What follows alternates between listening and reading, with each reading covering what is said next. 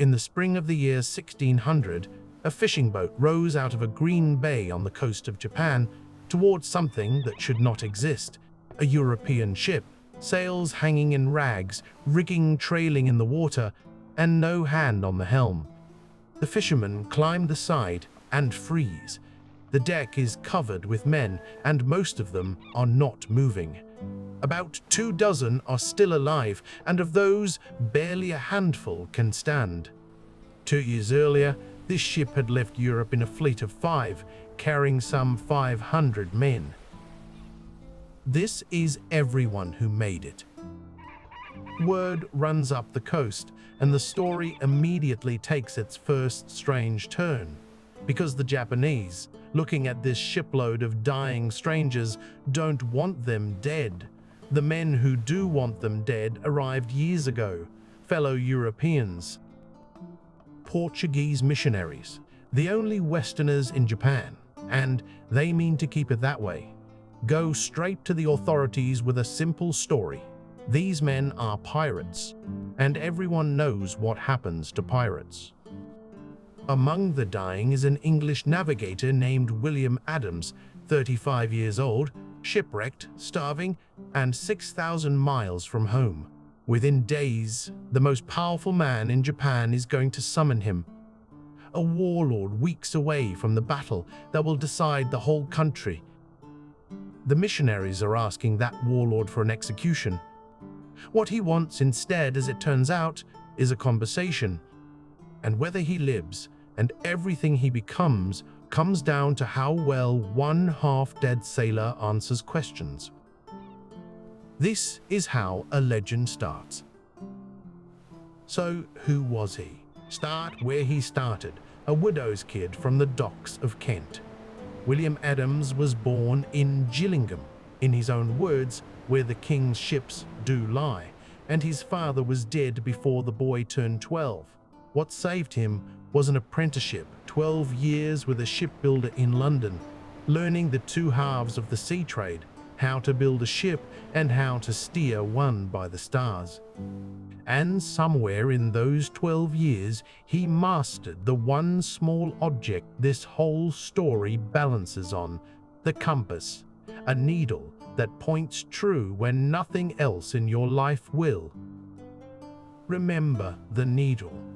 By his 20s, he was a working navigator, good enough to serve against the Spanish Armada in 1588, steady enough the year after to marry.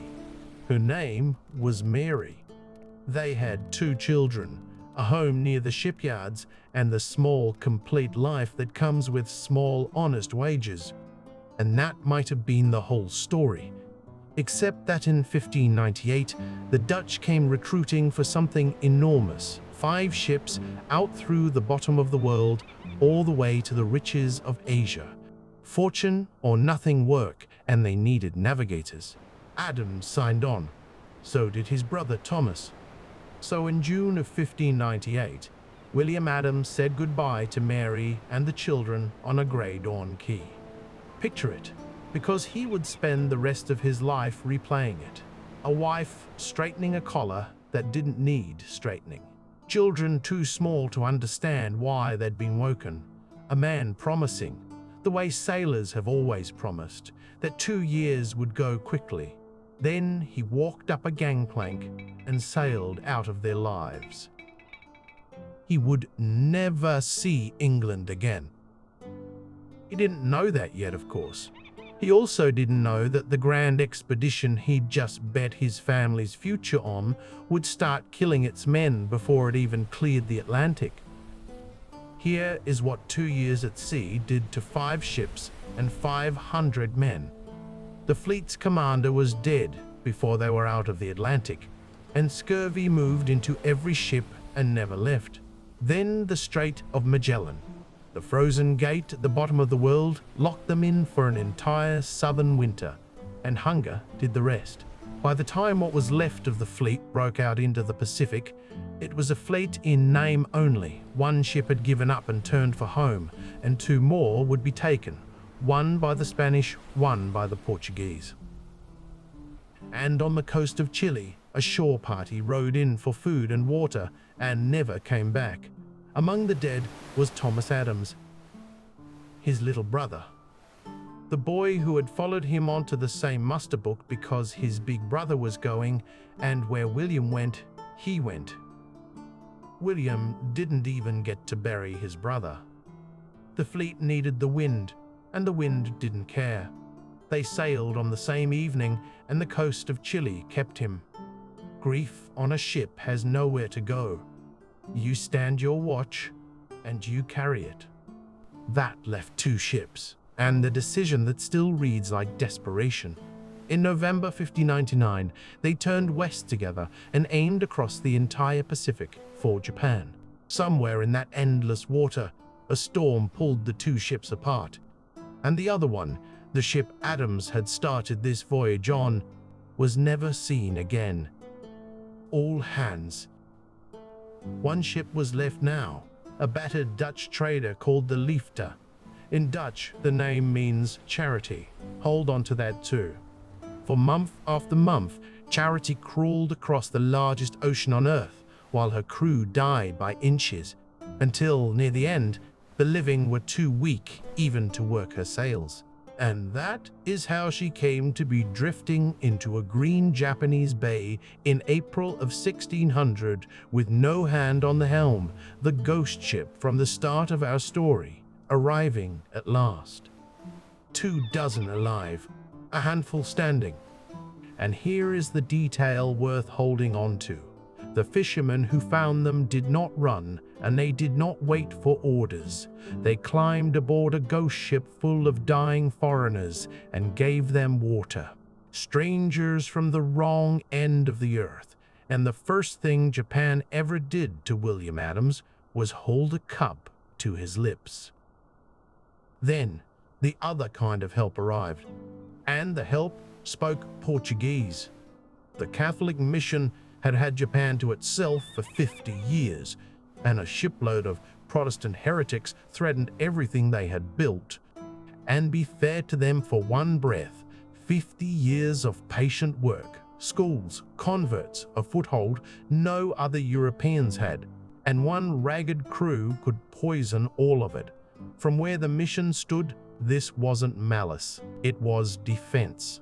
So the missionaries reached for the fastest tool on the shelf, the piracy accusation, and the execution that came with it.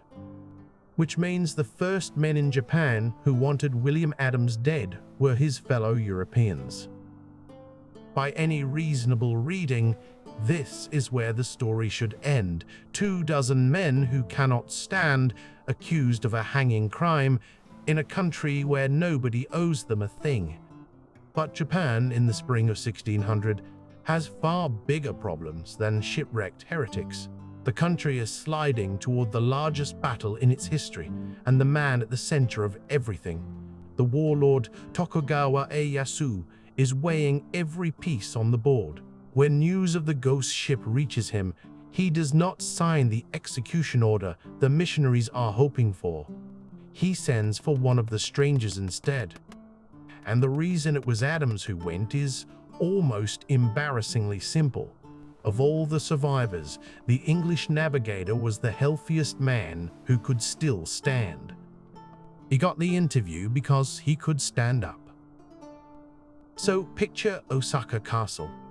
A barefoot castaway is led across acres of polished floor toward a seated man whose word is life and death over half of Japan. And the warlord begins asking questions. Where is your country? Why did you come? What do you believe? What wars is Europe fighting? And how, exactly, does a ship get from there to here? Adams talks for his life. And somewhere in that long haul, the castaway stops being cargo. He draws the world, the oceans, the route around the frozen bottom of the earth. And he tells Ieyasu about a Europe the missionaries had carefully left out of their sermons, a continent split down the middle, Catholic against Protestant, kingdoms at each other's throats. The Jesuits had always presented Europe to Japan with one voice. Adams hands the future shogun proof that there are two. And, as Adams tells it, that first audience ran deep into the night. It went well, but not well enough. Because between audiences, they put him back in a cell and left him there for nearly 6 weeks. 6 weeks in the dark, listening for footsteps, wondering each time the door opened at dawn whether this was the morning they let him out, because the punishment for piracy was crucifixion, and the missionaries kept pressing for it the entire time. Meanwhile, and Adams, sitting in that cell, knows none of this. Japan keeps arming. Ieyasu is about to stake everything on one battle for the country, and into his lap has just fallen a foreign ship with guns in her hold, and a man in a cell who can explain the world. The missionaries keep asking for a crucifixion. Ieyasu, you get the sense, is counting guns. Adams had counted the ways this could end. Every one of them was a cross. Then the summons comes again. This time there is no cross waiting. There is a verdict. Ieyasu's reasoning, exactly as Adams reported at home, these strangers had done no harm to him, nor to any of his land, and the wars of their distant nations were no crime in Japan. No execution. Hear that the way he heard it, through a translator, through 6 weeks of listening for footsteps, your life handed back in a single sentence by the one man everyone swore would take it.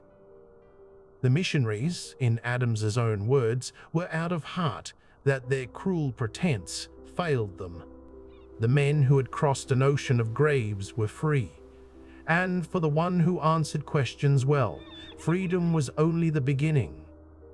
Because the questions didn't stop, they turned into lessons. The most powerful man in Japan began sitting with a shipwrecked sailor for sessions of geometry, mathematics, and geography, the true shape of the world. Adams later wrote with a survivor's bluntness that he came into such favor that what he said, the ruler would not contrary. That October, Ieyasu won his battle, a field called Sekigahara, and with it, in time, the title of shogun, military ruler of all Japan. One old tradition claims the guns from the leftu were dragged to that battlefield. The record can't prove it, and honestly, it doesn't need to, because the cargo that changed history was never the guns. It was the man in the cell. And the new master of Japan had not forgotten the man in the cell. The years that follow read like invention, except that every line of them is documented.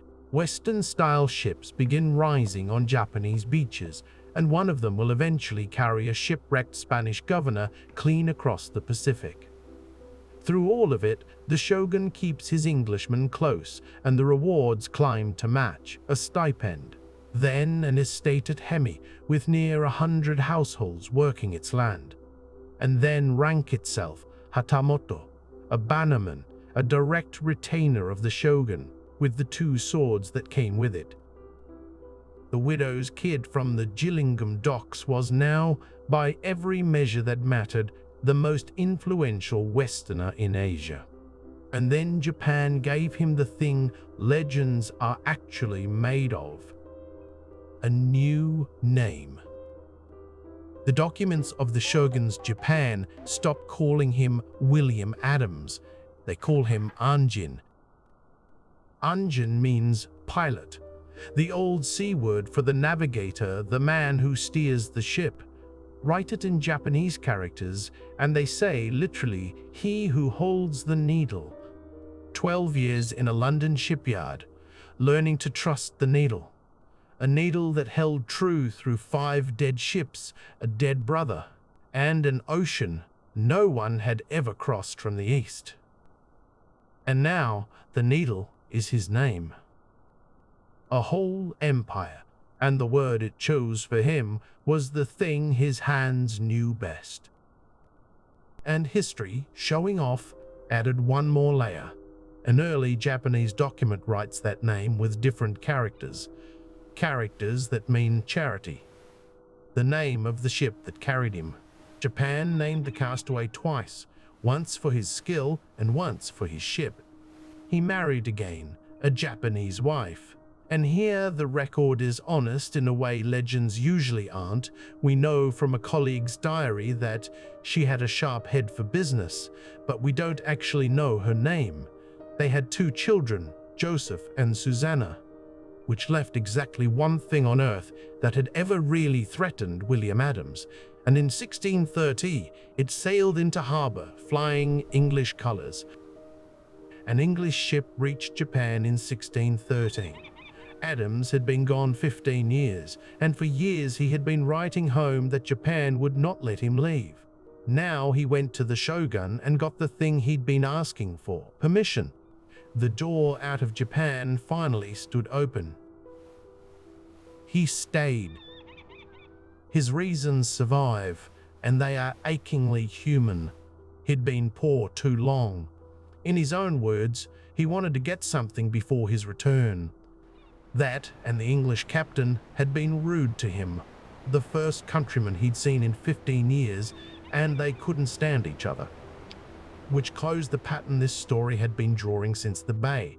In all his years in Japan, the record never once shows the Japanese threatening William Adams. Only his fellow Europeans ever managed that.